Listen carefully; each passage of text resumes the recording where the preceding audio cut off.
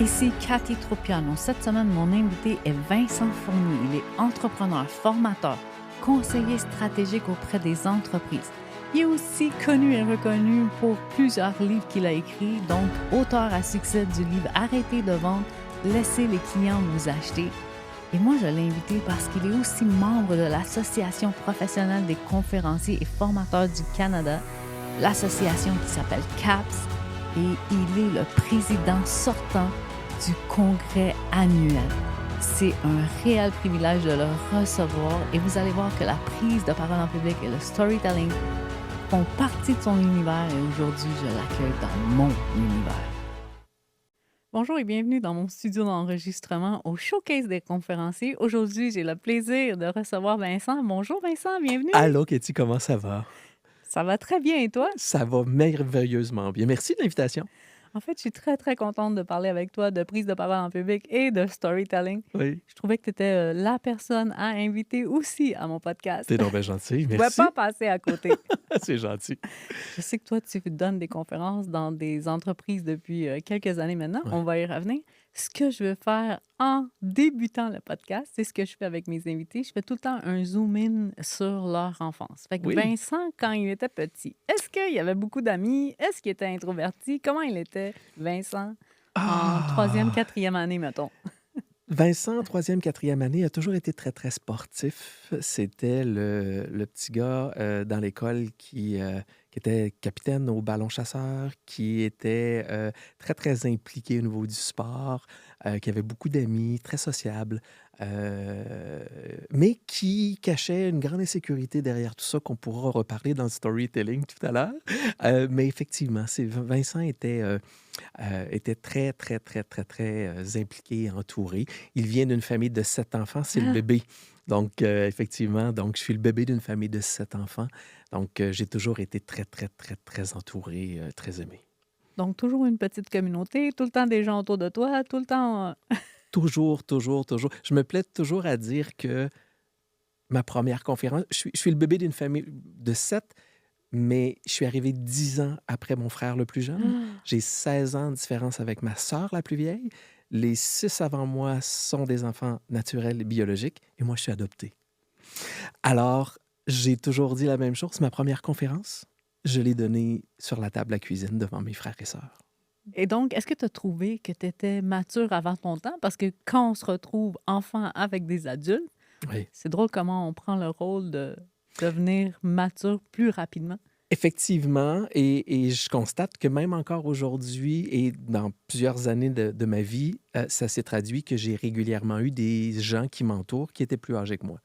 Beaucoup. Mon cercle d'amis, majoritairement, est plus âgé que moi. Oui, j'ai des amis, j'ai encore mon meilleur ami d'enfance avec qui on était à la maternelle, qui demeure encore une fois mon meilleur ami. On se parle à tous les semaines.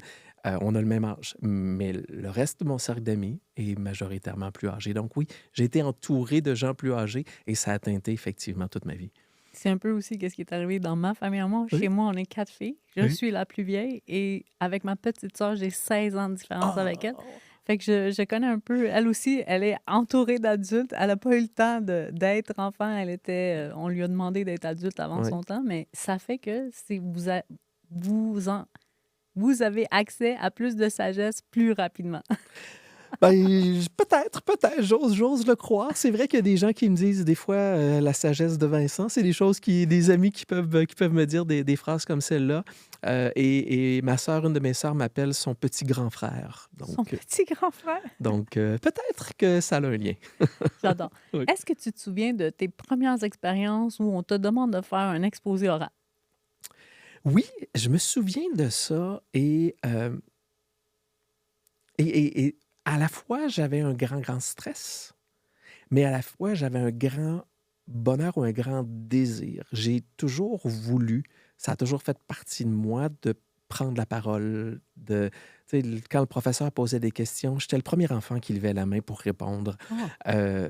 Et j'avais comme ce besoin-là de m'exprimer et probablement d'être aimé parce que, bon, veut Oui. pas, la blessure de l'abandon, même si j'étais hyper bien entouré dans ma famille, Ça reste que l'adoption, l'abandon, ben, laisse certaines traces. Ça m'a pris des années à le constater, mais aujourd'hui, avec un certain recul, je suis capable de voir qu'est-ce que ça a laissé dans ma vie et je suis convaincu qu'une des raisons pour lesquelles je fais le métier que je fais, c'est pour, à quelque part, un peu recevoir cet amour-là qui vient d'une certaine blessure. Donc, quand j'étais jeune, oui, j'avais le stress de parler devant les gens, mais j'avais le besoin de parler devant les gens, d'avoir les yeux vers moi, qui était pour moi une forme d'appréciation puis une forme d'amour. Ah, je comprends. Ouais. Tu savais quel âge quand tu as été adopté? À la naissance. À la À la naissance. naissance, oui. Je suis un enfant prématuré. Donc, j'ai été prématuré à 6 mois et demi. Donc, je suis né en février. Puis, à Pâques, je suis arrivé dans ma famille Puis, d'adoption. est-ce qu'on te l'a tout de suite dit ou ça a pris plusieurs... Quand est-ce que tu as su que tu as été J'ai adopté? su que j'étais adopté à l'âge de 5 ans. À 5 ans. Oui, à l'âge de 5 ans. Parce que j'étais, comme je disais, ma première conférence, je l'ai faite sur la table de cuisine. Évidemment, c'est des choses qu'on m'a racontées. Je ne me souviens pas véritablement, mais j'étais sur la table de cuisine et tous mes frères et sœurs ont les yeux bleus et moi, j'ai les yeux bruns. Alors, je me suis mis à pleurer et j'ai dit pourquoi je ne suis pas comme vous autres. Et Ah, c'est comme ça que par la suite, ma mère m'a pris et elle m'a expliqué que j'étais un enfant adopté. wow, c'est Ouais. fascinant. C'est fascinant d'en apprendre autant avec un partage comme ça. Merci. Plaisir. Merci d'être allé là. Dis-moi, quand aujourd'hui, les gens qui ne te connaissent pas, je sais que tu es auteur, je sais que tu es conférencier, pour les gens qui veulent en savoir un peu plus sur toi, qu'est-ce que tu fais aujourd'hui? Bien, aujourd'hui, je suis conférencier, je suis formateur, je suis Oui. conseiller stratégique et je suis auteur. Bref, moi, j'ai passé 20 ans de ma vie dans le domaine financier après avoir fait une formation en communication. Puis un concours de circonstances a fait que ben, la division que je dirigeais a été vendue. Donc, j'ai dû mettre tous mes employés à la porte. Ah, Et j'étais le seul employé que l'entreprise conservait. Et je devais me demander par la suite, ben, moi, qu'est-ce que je fais? On m'a donné un poste qui était plus un titre honorifique. Et là, j'ai dû me remettre en question et dire qu'est-ce que je veux faire. Parce que le, le domaine financier, c'est comme un peu imposé dans ma vie. Il est arrivé par la bande. Il y a un ami qui m'a dit, c'est drôle, tu as été adopté, puis le domaine financier t'a adopté également. Ça m'avait fait bien rire comme parallèle. Et à un moment donné, je disais, OK, non, c'est assez. Et c'est là où j'ai décidé de réunir tout mon parcours, mes expériences pour me lancer dans le domaine de la formation et de la conférence. Et ça fera bientôt 13 ans là, que je me concentre dans ça, donc à faire de la conférence, à faire de la formation, à faire du coaching d'entrepreneurs et de gestionnaires. et donc, je suis curieuse de savoir comment la conférence arrive dans ton parcours, parce que tu l'as dit, tu étais en Ouais. finance. Mhm. La première fois qu'on te demande de faire une conférence ou comment la conférence arrive dans ton parcours, dans ta carrière? C'est arrivé plus au début par la formation. D'accord. Parce que, comme je mentionnais, oui, j'ai passé 20 ans de ma vie dans le domaine financier, mais à la base, j'ai une formation en communication et en radio-télévision. Donc, les premières amours de ma vie étaient la radio et la télévision. J'ai travaillé en radio-télévision à Québec parce que je viens de la région de Québec. Oui. J'ai travaillé, mais évidemment, à l'époque, on s'entend qu'on recule quelques années en arrière, début des années 90. Ça me rajeunit pas, mais c'est la réalité. Tu ne les fais pas du tout. Ben, c'est gentil. Donc, début vingtaine, radio, télévision. Mais bon, évidemment, à Québec, j'avais deux choix. Je quittais pour les régions pour faire de la radio ou je quittais pour la grande ville de Montréal pour faire de la télévision. Et c'était le début, quelque part, des canaux spécialisés. Et la télévision m'intéressait davantage.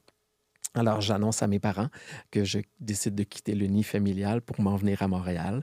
Et mes parents, dans leur grande sagesse, m'ont dit, ben oui, mais essaie de te ramasser un peu d'argent pour faire en sorte que tu puisses bien vivre parce qu'on va avoir de la difficulté à t'aider compte tenu de la situation familiale qu'on pouvait avoir. Alors, et c'est là que le domaine financier est arrivé dans ma vie. Je suis rentré comme caissier dans une institution financière et rapidement, on m'a utilisé parce que je faisais de la communication. On m'a utilisé et rapidement, c'est la formation qui s'est impliquée, qui s'est présentée et j'ai commencé à donner beaucoup de formations. Et là, je donnais de la formation. J'étais conseiller financier également parce que par la suite, je suis devenu conseiller financier, gestionnaire, mais j'ai toujours gardé le volet formation dans ma vie. Et le domaine financier est majoritairement un grand consommateur de conférenciers. Oui. Et la vie m'a amené, lorsque j'étais formateur, à rencontrer un conférencier que tu connais qui s'appelle Jasmin Bergeron. Oui. Jasmin faisait à l'époque, si ma mémoire est bonne, sa maîtrise en marketing. Et il avait axé son projet de marketing sur le service à la clientèle dans le service financier. Et je faisais partie, et l'institution financière avec laquelle je travaillais à l'époque faisait partie de son groupe test. Et j'ai commencé à donner de la formation dans le réseau bancaire et je donnais la formation que Jasmin Bergeron avait bâtie.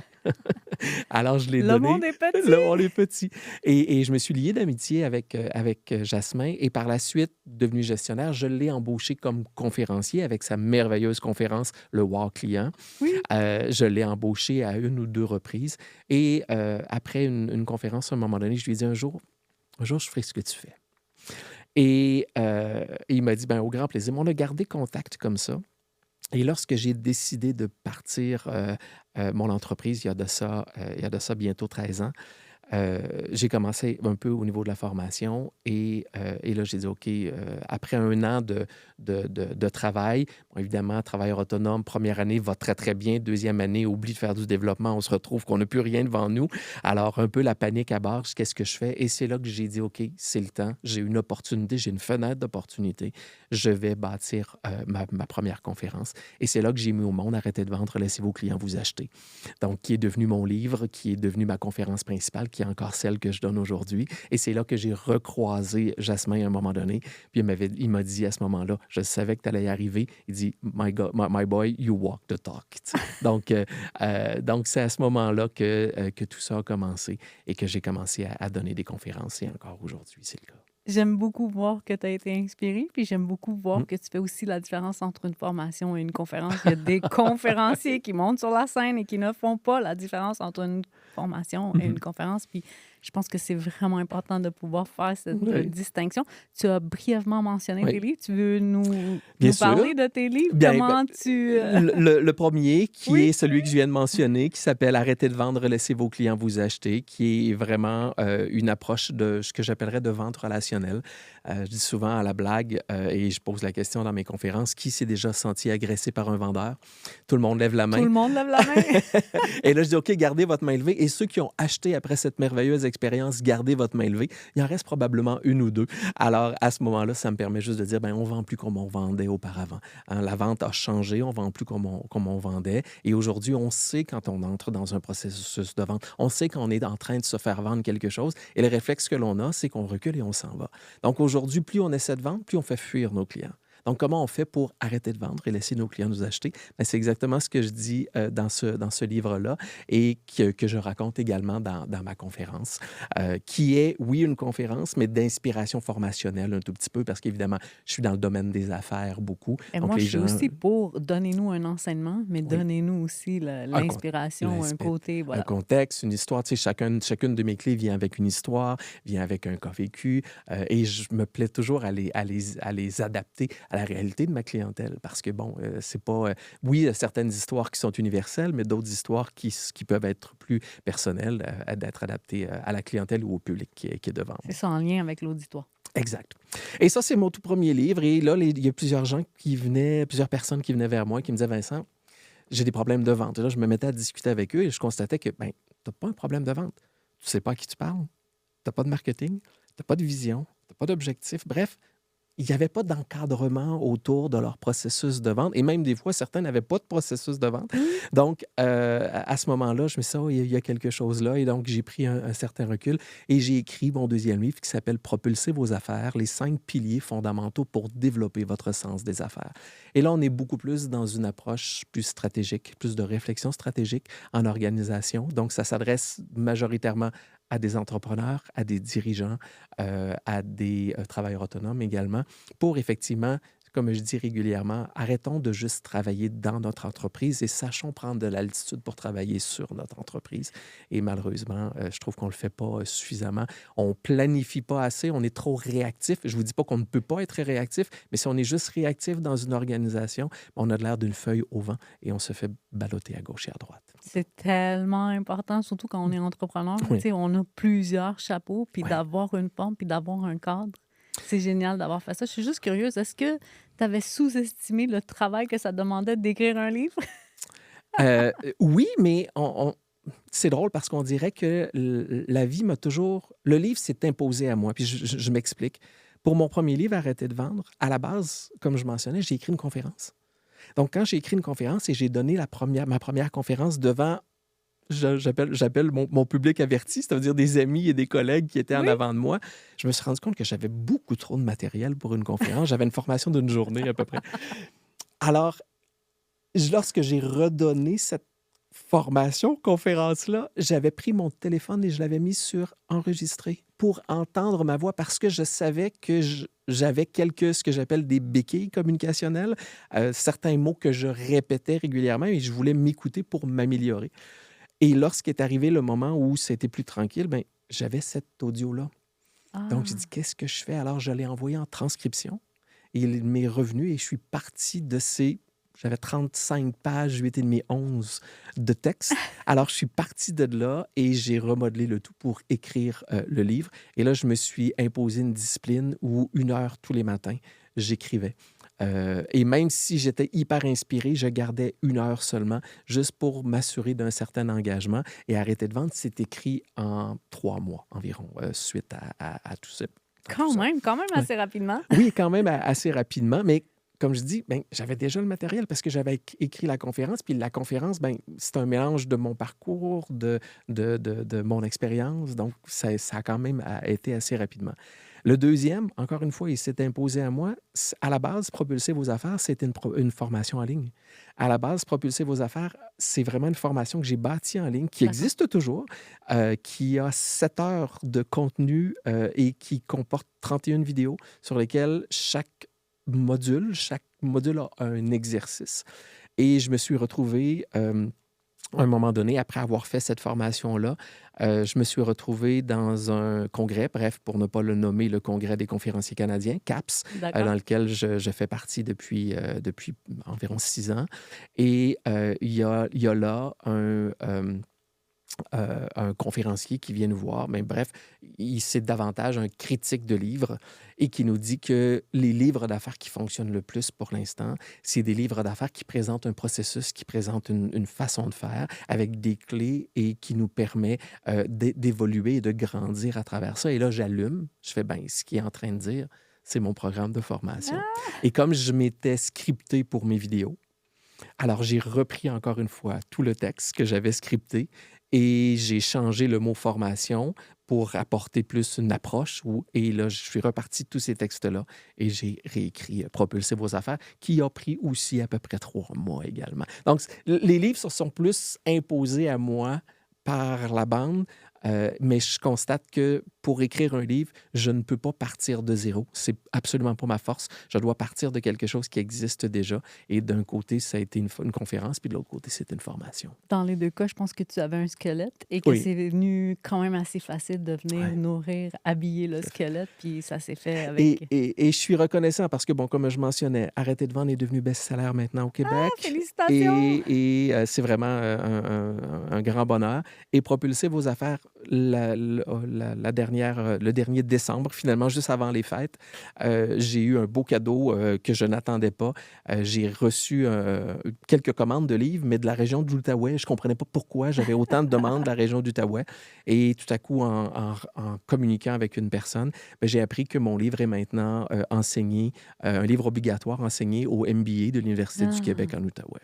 Donc, c'est un beau cadeau. C'est un très, très beau cadeau de Noël qui est arrivé. J'ai parlé avec la professeure que j'avais rencontrée au Salon du livre à Montréal et qui utilise maintenant mon livre et j'ai rencontré les étudiants. Donc, des fois, on fait certaines actions, mais on n'est pas conscient du rayonnement que ça peut apporter. Et bien, c'est des belles surprises dans ma vie. c'est bien d'avoir cette reconnaissance-là. Wow, c'est vraiment très bien. Merci. Je veux, quand les conférenciers parlent d'eux ou quand on regarde leur Instagram ou quand on regarde leur profil sur Hmm. les sites Internet ou peu importe, on voit qu'ils ont du succès. On voit qu'ils Ouais. réussissent bien. Le but du podcast ici, le showcase des conférenciers, c'est aussi de montrer l'arrière-scène. Mhm. Aussi de montrer les fois où ça l'a un peu moins bien été. Je ne vais Mhm. pas dire mal été, mais est-ce que tu te souviens d'une Ouais. situation où tu as dû présenter une conférence et ça ne s'est pas passé comme tu aurais aimé que ça se passe? Euh, Assurément, assurément, et ça arrive encore par moments. Tu sais, il y a encore des moments où, heu même si ça fait quelques années, il y a des fois, un petit stress supplémentaire. Je me souviens d'une fois où j'avais donné dans les premières années, où j'avais donné «Arrêter de vendre». Il faut comprendre que la première version d'Arrêter de vendre a été écrite en 2014. Donc, lorsque j'ai sorti ce livre-là et j'ai commencé à faire évidemment un peu plus de présence sur les réseaux sociaux, j'ai eu beaucoup de gens qui m'ont dit que je devais pas dire ça. Ah! Il y a beaucoup de gens qui m'ont dit que, je disais n'importe quoi. Heu et et et je me souviens d'une des premières formations, c'était une formation, non, c'était une conférence que j'ai donnée, dans le milieu, des assurances. Je débutais et j'étais rendu, disons, peut-être, au tiers de ma conférence. Et il y a quelqu'un qui lève la main et qui me dit, «Ben, tout ce que tu dis, on le sait». Ah! Et là, tu es devant des gens et tu es en train de parler et de présenter ton message. Et là, tu as quelqu'un qui vient comme créer un froid, Oui, vraiment, immanquablement. là. Et là, j'ai fait, OK, qu'est-ce que je fais? Tu sais? Et j'avais le choix. Je confrontais ou j'entrais dans la vulnérabilité ou l'humilité sans trop rentrer dans les émotions. Et ce que j'ai choisi de faire, c'est j'ai choisi d'aller plus vers l'humilité ou la vulnérabilité en disant, ben, vous avez raison. J'ai pas la prétention de réinventer la roue pour une simple raison, c'est que la vente existe depuis des années. C'est un des métiers les plus vieux du monde. Toutefois, je dis toujours la même chose. Il y a une grande différence entre la connaissance, parce que vous connaissez ce que je suis en train de dire, et la compétence, c'est-à-dire l'appliquer dans le quotidien. Alors, je dis, moi, c'est là où est la différence. Alors, peut-être que vous le savez. La question que j'ai envie de vous poser, c'est est-ce que vous l'appliquez véritablement? Et si oui, félicitations, mais peut-être qu'il y a des gens ici qui ont besoin d'aller un tout petit peu plus loin puis d'en apprendre davantage. Et là, les gens de la salle ont dit, ah oui, moi, je trouve ça super intéressant. Et là, ils sont revenus, ça m'a redonné une énergie.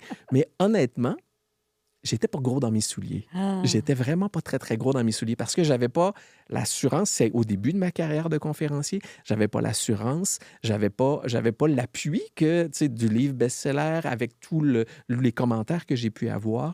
Euh, La reconnaissance des la pairs aussi qui reconnaissance était des venue plus pairs tard. qui est venue plus tard. Donc, effectivement, ça a été, euh, ça a été déstabilisant et à un point tel que j'en ai adapté mon discours. Quand, évidemment, pas en conférence, mais par moment en formation, ben, pas par moment, à chacune de mes formations, je débute toujours en disant, je suis ici, je n'ai pas la vérité infuse. Ce que Ah! je viens vous proposer, c'est ma vision des choses, c'est mon expertise, mon expérience, mais vous avez le droit de remettre mes propos en doute. J'ai aucun souci avec ça. Si vous remettez mes propos en doute, on pourra en discuter. Puis à l'ultime, on ne s'entend pas. Parfait, ça va très, très bien. On peut avoir du succès sans nécessairement avoir la même vision des choses. Donc maintenant, je l'ai inclus dans mes formations parce que je pense que c'est vrai. Je suis totalement d'accord avec ça. Et cet homme-là, même s'il est venu m'ébranler, Oui. il est venu énormément m'aider à assumer que ce que je dis, oui, fait un sens pour bien des gens, mais peut-être que pour certaines autres personnes, ça ne correspond pas et c'est parfait comme ça. C'est ça, on peut pas plaire à tout le monde. Ben non. Tu as su rattraper la balle au bon, mais moi, je suis curieuse de savoir quand tu es descendu de scène, c'est quoi le sentiment qui t'a habité? Est-ce que tu as remis en question Ah oui. ou est-ce que... Ben, parle-moi de ça. J'avais vraiment l'impression de ne pas avoir livré la marchandise. Et je me suis remis en question euh, et vraiment énormément, un peu démoli même pour Mm. dire, à me dire qu'est-ce que je fais, est-ce que je continue? Et c'est un message de la personne qui m'avait Ah! embauché après qui m'a dit les gens ont énormément apprécié, puis qui m'ont envoyé les évaluations en me disant c'était extrêmement apprécié. Donc, ça m'a remonté. Mais la montagne russe est là pareil, parce que j'ai redonné une autre formation, pas arrêter de vendre, une formation que je donne qui s'appelle Innover pour durer, dans un groupe de courtiers immobiliers il y a quelques années. Euh, et juste avant moi, il y a eu un conférencier courtier immobilier qui était extrêmement humoristique dans son Ah oui, il y en a approche. qui sont très bons, là. J'ai une touche humoristique, mais évidemment, je viens partager un certain contenu. Ça a été le plus beau, la plus belle démonstration de patinage artistique que j'ai pu donner de ma vie. Et je patine sur la bottine. Sérieusement, cette conférence-là, tu sais, pas capable de connecter avec le public. Les gens, tu leur parles, répondent pas. Moi, j'aime beaucoup interagir avec les gens, D'accord. pose des questions. Ça n'interagit pas. Ça a été extrêmement difficile. Euh, Pourtant, j'avais l'impression quand même que certaines personnes étaient là, mais ça a été extrêmement difficile. Et encore une fois, en sortant de scène, et là, ça faisait quand même quelques années là, que je faisais ce métier-là, et je me suis encore remis en question. Et c'est une personne que je connaissais qui était dans la salle, qui est venue me voir après pour me dire « Hey, non, c'était parfait, c'était extraordinaire ». C'est juste que en comparaison avec l'autre personne qui sont habituées de voir, Voilà. qu'ils connaissent très, très bien, qu'ils aiment son humour, qui parlent directement d'immobilier, ben, c'était plus difficile pour eux de prendre le message. Et j'étais à la fin de la journée, plusieurs personnes avaient envie de quitter également. Donc, oui, les remises en question font partie de ma vie. Ça fait partie de ma vie, les doutes, les craintes de monter sur scène. Encore des fois, juste avant de monter sur scène, je me pose la question, pourquoi je m'inflige ceci? Mais en même temps, une fois que je suis là, tout part et après, ça va merveilleusement bien. On sait qu'on est là pour le message. Est-ce que toi, tu as eu à dealer avec le syndrome de l'imposteur Oui, ou oui, oui, encore aujourd'hui? oui. Ah oui, encore aujourd'hui. Encore aujourd'hui, je l'ai malgré tout, mais je l'ai moins, je vais être très honnête, je l'ai beaucoup moins. Mais oui, le syndrome de l'imposteur est un ami qui m'habite. Tu vois, j'ai énormément de reconnaissance pour les conférenciers qui partagent ces côtés-là moins glamour du domaine des conférences parce que ce qu'on voit, c'est tellement ce qui reluit. Mhm. Et moi, un peu, ce que je veux mettre en lumière, c'est que nous aussi, ça nous arrive des moments difficiles. Nous aussi, ça nous arrive des moments où on a encore le syndrome de l'imposteur et que c'est pas toujours... Et tu sais, des fois, ce qu'on va voir des conférenciers, c'est toujours présent sur une grande scène avec un grand écran devant 300, Oui. 400, 500 000 personnes. Oui, ça m'est arrivé, ça m'arrive encore. Mais j'ai quand même donné une formation la semaine dernière devant 6 personnes. Et dans une toute petite salle. Donc, Et c'est tout aussi important. oui, parce que la connexion est différente. Oui. L'échange est différent. Oui, C'est voilà. pour ça que, pour moi, j'aime travailler autant au niveau de la formation que de la conférence, parce que pour moi, l'impact est différent. L'impact de la conférence, pour moi, c'est on crée une étincelle, on crée une inspiration, on allume une certaine flamme pour que les gens puissent, eux, faire du chemin par la suite. La formation, oui, on est dans cette même inspiration-là, mais aussi on est dans l'échange, on est dans la pédagogie, on est un petit peu plus dans la connaissance. Donc, et souvent, les relations deviennent un peu plus privilégiées en formation parce que tu as plus le temps d'échanger avec les gens. Mais c'est pour ça que j'aime les deux, parce que les deux m'apportent quelque chose de différent, même si c'est le même contenu, le même sujet que je déploie différemment. J'espère que vous appréciez cet épisode qui est rempli de pépites. Si vous trouvez que ça vous fait réfléchir, que ça vous fait vivre des émotions, que ça vous fait rire, que c'est différent que ce qui est présenté ailleurs, je vous invite à me laisser un petit review, un commentaire positif. Puis si vous avez envie de me faire un like et un partage, je vous dis ça peut avoir un grand impact. Je suis d'accord avec toi, c'est des expériences enrichissantes. Oui. Toi, tu es conférencier depuis plusieurs années.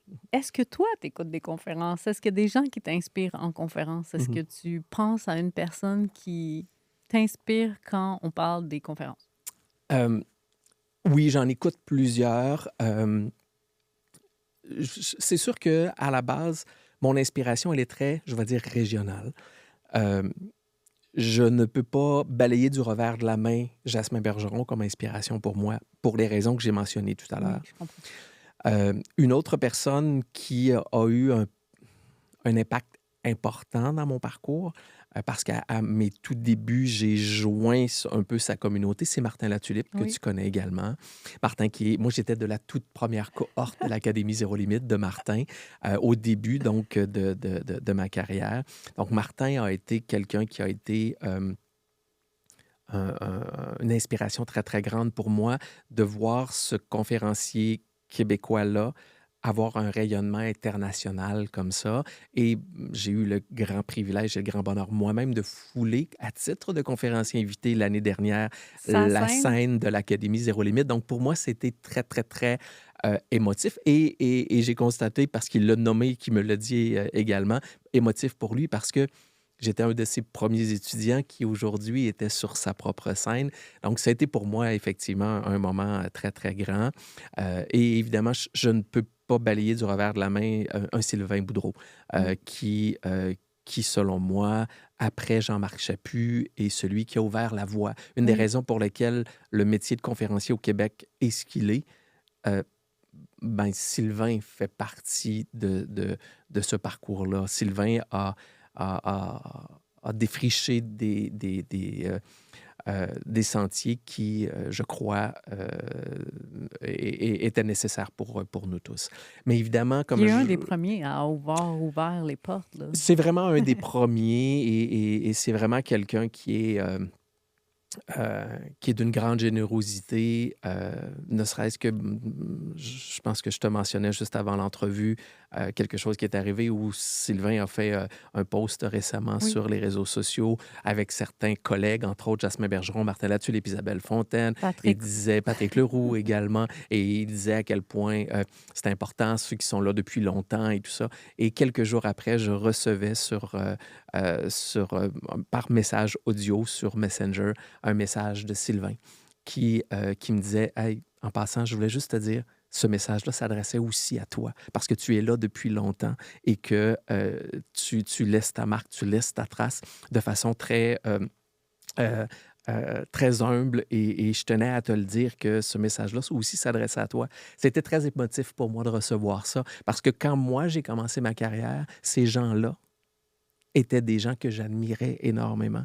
Et aujourd'hui, d'avoir ce message-là de Sylvain, d'avoir cette approbation-là de tu fais partie de la gang, ben, quand on parlait de sentiment d'imposteur tout à l'heure, ben ça vient un peu dire ah, OK, tu sais, c'est le cas. Fait que tous ces gens-là, évidemment, ont été très, très, très inspirants pour moi, mais le fait aussi maintenant que j'ai joint CAPS depuis plusieurs années et que je me promène dans l'univers Oui. également des conférenciers internationaux. Bien évidemment, j'ai la chance de rencontrer des conférenciers de haut niveau et j'en ai une qui me vient à l'esprit parce que j'avais le grand privilège d'être le président du dernier congrès des conférenciers canadiens qui avait lieu à Québec, dans ma ville natale, au Château Frontenac en décembre dernier. Et une des conférencières invitées était Victoria Labalme, OK. qui est une conférencière américaine, ancienne comédienne, qui fait maintenant beaucoup de conférences. Euh, on parle de storytelling, Oui. on parle d'histoire, d'inspiration. Cette dame-là est une inspiration incroyable sur scène. Comment elle est capable de jouer sa conférence et de nous faire comprendre où elle est et de nous inspirer, de nous faire bouger physiquement sur notre chaîne. Pas dans le sens de levez-vous ou quoi que ce soit. Non, de nous faire bouger par inconfort, parce qu'elle dit, au contraire, de nous faire travailler les émotions par d'autres choses. Bref, ça a été pour moi une masterclass de voir Victoria Labalme sur la scène et une femme d'une générosité incroyable. Bref, je pourrais en nommer plusieurs autres, mais Et merci de partager ça. Je la connaissais pas, fait que je vais aller voir qui va elle est. voir. Et elle vient d'écrire un dernier livre qui s'appelle Risk Forward. Super intéressant, vraiment super intéressant. Donc, la reconnaissance, c'est importante, mais la reconnaissance de nos pères, ça, c'est priceless. C'est ce Oui, que je t'entends effectivement. dire. Est-ce qu'il y a une histoire que tu as entendue quand tu étais plus jeune? C'est une histoire racontée par un parent, par un grand-parent, quelque chose qui, encore aujourd'hui, te suit, encore aujourd'hui, a un impact dans ta vie? Ben, c'est sûr que ça a un impact dans ma vie, mais pas nécessairement au niveau conférence, mais je vais t'expliquer. Mon père adoptif, mon père, est un ancien militaire. Ah, Il a fait la guerre de Corée. Bon, il est décédé, mais il est décédé à 93 ans, il y a 6 ans de ça. Euh, mais mon père était quand il venait le temps de raconter un peu sa vie, mhm. mon père, c'était un militaire, c'était un chef de famille, bon, tu sais, c'était un Dur, caporal dans l'armée. Donc, tough. c'était quelqu'un de très rigide, avec qui, en toute honnêteté, dans mon enfance, j'avais pas la relation. Bon, évidemment, on avait un écart d'âge très important, mais deuxièmement, j'avais pas la relation très simple avec mon père. J'étais d'une autre génération. J'étais, comme je disais, un enfant qui bougeait beaucoup. Mon père était très rigide, très traditionnel. Donc, mais ça reste que à un moment donné, quelques années après le décès de ma mère, je dirais, on s'est retrouvés. Et j'étais plus un enfant, mais il me racontait à ce moment-là des histoires que j'entendais quand j'étais enfant et qui prenaient aujourd'hui un sens totalement différent. Mmh. D'entendre mon père m'expliquer qu'il a passé des heures et des jours dans une cache sur le champ de bataille avec son meilleur ami mort à côté de lui, m'a permis de voir à quel point et m'a permis de m'inspirer sur ben, tes petits problèmes dans la vie, c'est peut-être pas si pire que ça. Donc, est-ce que ça, c'est venu habiter mes conférences? Non. Est-ce que ça habite le conférencier? Totalement. Totalement, là, Totalement. Et c'est vraiment une de ces histoires-là qu'il me raconte. Mon père est un blessé de guerre. Lui, il y a un obus qui a sauté à 50 pieds en avant de lui. Il s'est retrouvé, évidemment, à l'infirmerie, plus de vêtements. Il était sourd. Mon père est un blessé de guerre. Il est devenu sourd suite à la guerre de Corée. Donc, de l'entendre malgré tout raconter ses histoires, raconter tout ça, et jusqu'à ses derniers jours, l'armée était pour lui viscérale, c'était hyper important. Euh, il y avait, il y a eu une influence, mais plus tard, même si les histoires qu'il me racontait, euh, plus vieux, n'avaient pas le même sens quand j'étais plus jeune. Donc, ça a eu beaucoup d'impact sur moi, et je le réalise à rebours, c'est drôle. oui, c'est souvent plus tard qu'on Oui. réalise, puis je pense que tu as su avoir un certain courage à travers ça, puis tu as Mm. eu une certaine résilience à travers ça. Est-ce que Oui. je me trompe? Non, non, t'as raison. T'as raison. Parce que, tu sais, d'être capable d'être capable d'entendre ton père exprimer sa propre résilience et de voir que toi, tu peux l'exprimer différemment dans ta vie, Ah, ne serait-ce que dans mon propre parcours personnel, parce que, bon, comme je mentionnais, je suis un enfant adopté, ça a pris des années avant que je réalise la trace oui, l'impact. l'impact que cette, je vais dire cette épreuve-là, même si je pense pas que c'est une épreuve, disons cet événement-là a eu Oui. dans ma vie. Euh, mais c'est là où ça m'a permis de m'inspirer différemment. Et je le répète, mon père racontait des histoires. Donc, euh, le métier de conférencier aussi, c'est de raconter un peu d'histoire. On parle de storytelling. Oui, Ben, tellement. tu sais, en conférence, c'est important d'ajouter une histoire au contenu pour que celui-ci prenne du sens, pour que celui-ci touche l'émotion. Je le dis toujours, en vente, mais dans la vie, on va consommer, on va prendre des décisions pour deux motivations principales. Tout ce que l'on fait dans la vie vient du fait qu'on veut plus de plaisir ou Oui. moins de douleur. C'est tout. Donc, toutes les décisions qu'on prend dans la vie sont axées vers le plaisir et la douleur. Et c'est la même chose au niveau de la vente. Est-ce qu'on achète dans la vie, je vais dire n'importe quoi, est-ce qu'on achète une tasse? Non. À la limite, on s'en fout de la tasse. Ce qu'on achète, c'est nous permettre de boire le liquide chaud à l'intérieur sans se brûler. Et on n'achète pas une télévision à écran plat avec des petits pitons sur le côté. Il n'y a personne qui achète ça. On achète le divertissement, on achète l'expérience audio. Ben, c'est un peu la même chose. Comme conférencier, notre rôle, c'est de faire comprendre aux gens qui ont des émotions derrière l'enseignement. Et ça, ben, ça doit habiter notre vie autant sur scène que dans notre quotidien. En fait, on en parlait avant d'ouvrir le Oui. podcast. On disait les conférenciers dont on se rappelle, c'est ceux qui nous ont fait vivre des émotions. Ceux qui nous ont donné les 3 trucs pour avoir du succès dans la vie, c'est pas eux qu'on retient, malheureusement. Mais tu as raison, mais on peut. C'est souvent la même chose. Moi, je les donne, les trucs. Oui, Mais mais les il trucs faut les doivent être. allier C'est ça, avec nos histoires. ils doivent être attachés avec une histoire. Puis des fois, ça peut être une histoire qui est le fil conducteur, mais des fois, ça peut être juste une histoire en fonction de chacune des clés. Mais ce qui est important, c'est d'être capable de rattacher quelque chose pour que les gens gardent une trace émotive de ce qu'on leur a partagé. Voilà, voilà. Mhm. Si bien dit. Merci. Pour les dirigeants d'entreprise qui écoutent le podcast présentement, Oui. pourquoi on fait venir Vincent? Qu'est-ce que Vincent apporte dans notre entreprise? Euh, Vincent, et c'est toujours, hein, parler de soi comme ça, c'est toujours un peu intimidant. Euh, je vais répéter ce que la majorité des clients me disent parce que j'ai plusieurs témoignages. D'ailleurs, ils sont Oui. à peu près tous sur mon site Internet. Euh, les mots qui reviennent le plus souvent, Oui. c'est dynamisme, pertinence et humour. Donc, c'est souvent ça qui va arriver. Oui, je mets toujours une touche d'humour. Je ne suis pas un humoriste, absolument pas un humoriste, mais je vais toujours quand même amener une certaine touche d'humour dans mes conférences. J'amène un contenu qui est adaptable à la réalité des Oui. gens. Je pense que les gens y voient vraiment un aspect euh, bénéfique pour leur organisation, mais le dynamisme. Souvent, les gens vont me dire, d'ailleurs, juste avant d'arriver tout à l'heure, je recevais un courriel d'une personne à qui j'ai donné une conférence, puis elle me dit, j'arrivais d'un voyage à l'extérieur, j'arrivais d'un voyage en Afrique. J'étais encore sur le décalage. J'avais peur de m'endormir durant la conférence et tu m'as tenu en haleine tout le long avec ton dynamisme et ta façon de présenter les choses. Alors, merci pour tout ça. Donc, c'est ça, je pense. C'est que j'apporte du contenu, je pense que je peux inspirer, mais également, je fais passer un bon moment aux gens.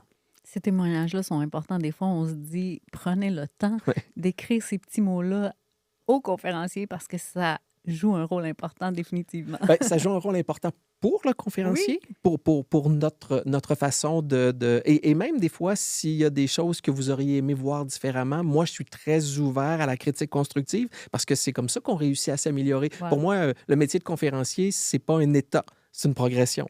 Donc, c'est Une hyper... continuelle et oui, progression. exactement. Tu sais, cette continuation-là, cette évolution-là, c'est hyper important. Mais aussi, ce qui est important d'un témoignage, c'est d'être capable de l'avoir comme conférencier. En marketing, on appelle ça une preuve. Donc, et ça amène une certaine reconnaissance que d'autres personnes vont venir voir les témoignages et vont dire, ah ben si telle personne a eu un bon positif, bien pour nous, ça devient à ce moment-là une preuve ou une certaine attente de réussite. Pour ceux qui désirent être conférenciers, est-ce que tu aurais un conseil ou un truc à leur partager? Oui. Euh, la première chose qui, pour moi, est hyper importante, ne soyez pas conférencier pour être conférencier. Parce que c'est à la mode, d'accord? Pour moi, il y a deux choses auxquelles on doit se poser comme question. Un, quel bénéfice tu veux apporter à, à- À la à la communauté, à communauté? l'audience? Qu'est-ce que tu veux apporter et pourquoi tu fais ce que tu fais? Au-delà de je veux monter sur une scène. Parce que monter sur une scène, tu peux monter sur une scène n'importe où.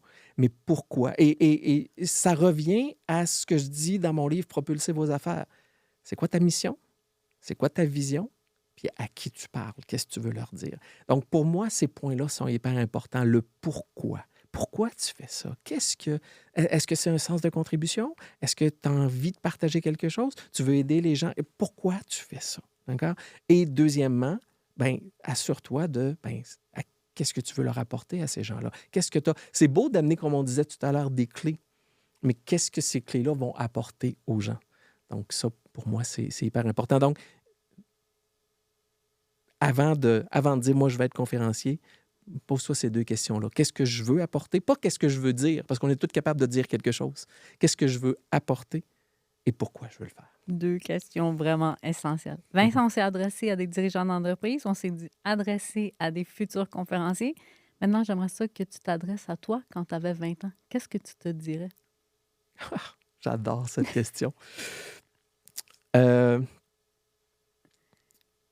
la première chose que je me dirais, c'est arrête de te bâtir dans le regard des autres. Ah! Euh, et tabarouette que je l'ai fait. On a tellement voulu être aimé, on s'est bâti. C'est la cicatrice que je parlais de mon adoption. Moi, elle est là, je le sais. Et Ah! c'est encore quelque chose avec lequel je dois travailler aujourd'hui parce que c'est un outil de motivation pour moi d'être sur scène, d'aller chercher cet amour-là. Mais je ne dois pas le faire pour me définir dans le regard des autres. Donc, quand je parlais du pourquoi tout à l'heure, ben moi aussi, je dois me poser ce pourquoi-là. Mais ça, c'est vraiment quelque chose que je me dirais. Vraiment, encore. Arrête de donner autant d'importance à ce que les autres pensent de toi et pose-toi la question, qu'est-ce que toi tu en penses? Qu'est-ce que toi tu veux faire? Comment tu veux te réaliser? Et, et souvent les gens vont dire, fous-toi des autres. Moi je dis non, on ne peut pas se foutre des autres, on vit dans une communauté. D'accord? L'objectif n'est pas de se définir dans le regard des autres. L'objectif est de savoir qu'est-ce qu'on a l'air dans le regard des autres. Ça, pour moi, c'est hyper important parce que, je dis souvent à la blague, des fois, on peut avoir être extrêmement concentré. Mais la personne qui est en avant de nous, qu'est-ce qu'elle perçoit? C'est que tu as l'air bête en maudit. On doit savoir ça parce Oui. que en affaires, dans la vie, l'humain est un être grégaire. On vit avec des gens. On ne peut pas toujours oublier les gens autour de nous. Pour moi, c'est impossible. Je ne dis pas, encore une fois, de se définir dans le regard de l'autre, mais d'être conscient de l'image que l'on projette Oui. pour être en mesure de grandir à travers ça, mais en collaboration avec les autres. Je pense tellement que c'est un sujet important. On aurait pu refaire un podcast complet juste avec cette phrase-là. On arrive malheureusement déjà à la fin. C'est fou. J'aimerais ça que tu nous quittes avec quelque chose que les gens seraient surpris d'apprendre sur toi, quelque chose que les gens ne savent pas, puis qu'ils disent « Oh, ouais, Vincent, il fait ça! » Qu'est-ce que les gens pourraient être surpris? Ben, souvent, quand les gens me posent cette question-là, mais j'ai déjà dévoilé le punch, c'est-à-dire je suis un enfant adopté d'une famille de 7. C'est vrai que ça, c'est assez surprenant C'est dans un parcours. surprenant. Qu'est-ce que je pourrais dire d'autre? Ben, j'ai été un joueur de baseball de haut niveau. J'ai joué, Quand même! oui, j'ai joué jusqu'à junior En majeur. finance et au baseball, Oui, deux c'est ça, domaines. exactement. Ça a été pour moi, ça a toujours été mon sport de prédilection. Ben, tant qu'à faire, restons dans le sport. Une dernière chose, j'ai joué au volleyball au cégep et à ma dernière année, juste avant de partir en radio, j'ai été nommé sur l'équipe d'étoiles du Québec au volleyball, malgré mes 5 pieds 10. Ça, c'est surprenant. Ça a été un réel privilège de te recevoir ici au Merci. Showcase des conférenciers. Merci infiniment d'être descendu de Québec pour le podcast. C'est un grand, grand bonheur. Merci de ton invitation et merci de ce moment de discussion super agréable. Très reconnaissante. À presto. À bientôt. Bye. Merci d'avoir été à l'écoute du podcast Le Showcase des conférenciers. Si vous sentez que vous aussi, vous avez un message à partager, si vous sentez que vous aussi, vous voulez impacter les gens, si ce n'est pas encore fait, je vous invite à vous abonner et à me suivre sur les réseaux sociaux, à m'envoyer un DM avec le mot ovation et vous allez voir que c'est votre accès le plus direct à une scène, votre accès le plus direct à une standing ovation. Et moi, en attendant, je vous donne rendez-vous sur le prochain épisode de podcast, l'endroit où chaque histoire résonne fort dans l'univers. Et je vous dis à presto!